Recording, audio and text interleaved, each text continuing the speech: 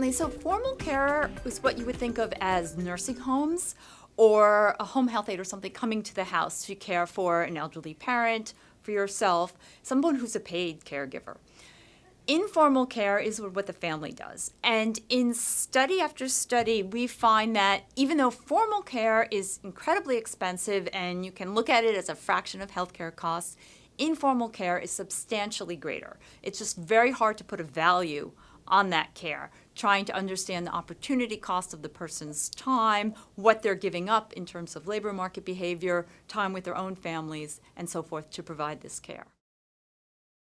For married couples, if it tends to be the spouse, and so given the age difference between husbands and wives, it tends to be women who would be caring for their husbands.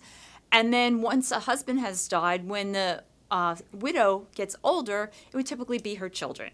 And among children, it's usually the daughter or the daughter-in-law who's providing the care. So it's interesting, it's sort of a real puzzle when you look at who's providing care. If they're not working, did they leave a job because they had to provide care, or did they choose to provide care because they weren't working? So what we've done in some of our work is follow people over a long period of time, following them over 20 years or so, to see what they were doing before the need arose to provide care and what happened. It does seem that there are some negative effects on labor market behavior, that women are more likely to leave the labor market when they're providing care. But there's also some cutback in hours. But there are longer-term consequences, too, that aren't necessarily associated with leaving the labor market. So they may experience lower wage growth if they invest less intensively on a job because they can't take on that extra project or something like that because they are busy with multiple demands. So it does have sort of long-term consequences in terms of financial wealth, in terms of income, and in terms of employment.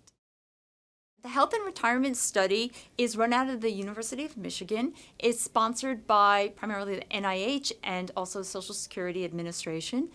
It started with a cohort of individuals who were first interviewed in 1992, who were between the ages of 51 and 61 at that time. And it's interviewed them every 2 years ever since. Currently, the most recent interview is 2016. It also added other cohorts. It added older and younger cohorts. So by 1998, it was population representative of the U.S. population ages 50 and older and their spouses or partners.